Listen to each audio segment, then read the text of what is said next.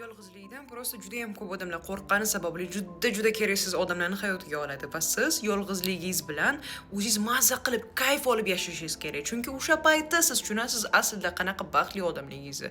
Sizni hayotingizda umuman boshqa hech kim kerak emasligini tushunasiz. Chunki siz hattoki eslolmaysiz, qachon siz o'zingiz qolib ketgansiz yoki bir o'zingiz restoranga borgansiz, bir o'zingiz biron joyda o'tirgansiz.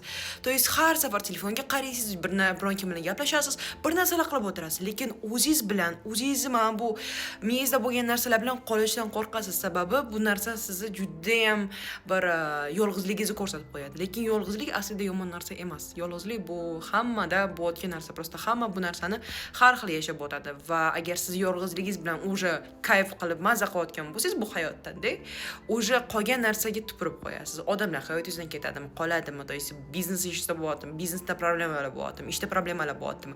U вообще mелочь deb bo'ladi. Men o'zim qolib ketdim. O'sha paytam bo'ldi, yana turaman, yana qilaman degan уже sizga fikr keladi va siz уже yolg'izlikdan umuman qo'rqmaysiz. Chunki yolg'izlik sizni уже qo'rqitadigan narsa bo'lmaydi.